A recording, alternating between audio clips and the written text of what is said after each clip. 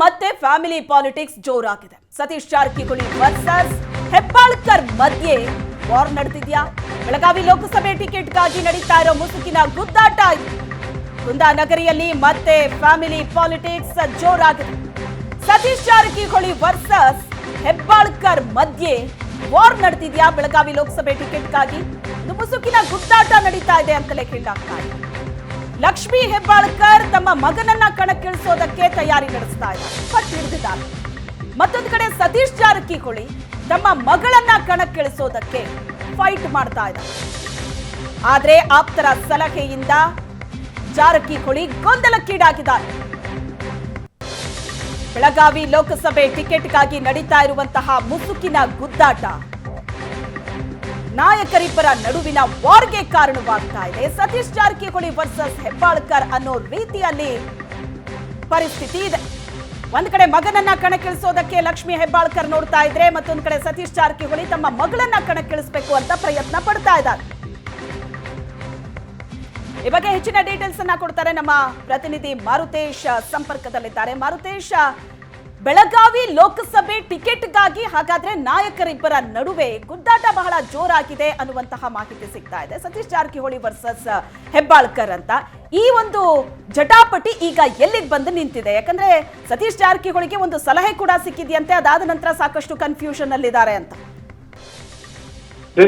ಬೆಳಗಾವಿ ಲೋಕಸಭಾ ಕ್ಷೇತ್ರಕ್ಕೆ ತಮ್ಮ ಮಕ್ಕಳನ್ನ ರಾಜಕೀಯ ರಂಗ ಪ್ರವೇಶ ಮಾಡುವಂತ ತಯಾರಿಯಲ್ಲಿ ಇಬ್ಬರು ನಾಯಕರು ಇದ್ದಾರೆ. ಅಂದ್ರೆ ಲಕ್ಷ್ಮೀ ಹೆಬ್ಬಾಳ್ಕರ್ ಕೂಡ ಒಂದ್ ಕಡೆ ಮಗ ಮೃಣಾಲರನ್ನ ಕಣಕ್ಕಿಳಿಸುವಂತ ತಯಾರಿಯಲ್ಲಿ ನಡೆಸಿದ್ರು. ಈಗಾಗಲೇ ವೀಕ್ಷಕರು ಶಿಫಾರಸ್ ಮಾಡಿರುವಂತ ಹೆಸರಿನಲ್ಲೂ ಕೂಡ ಅವರ ಹೆಸರು ಎರಡನೇದಾಗಿ.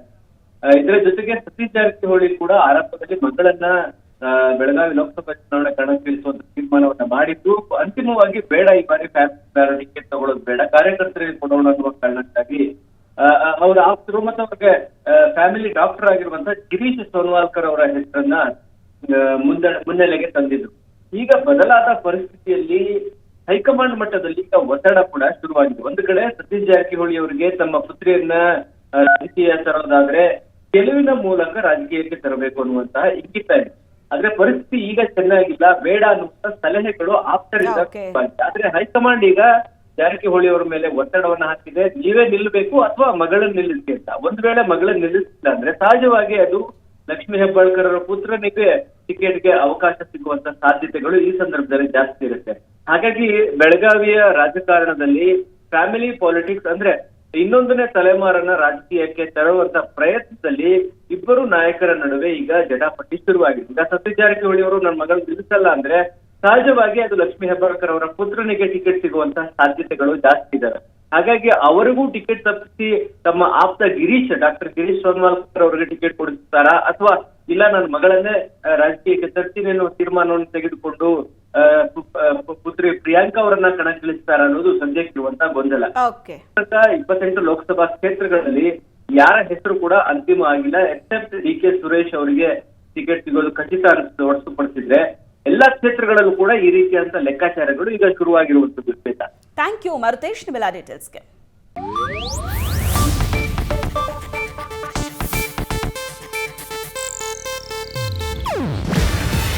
ಇದು ಏಷ್ಯಾನೆಟ್ ನ್ಯೂಸ್ ನೆಟ್ವರ್ಕ್ ಪ್ರಸ್ತುತಿ.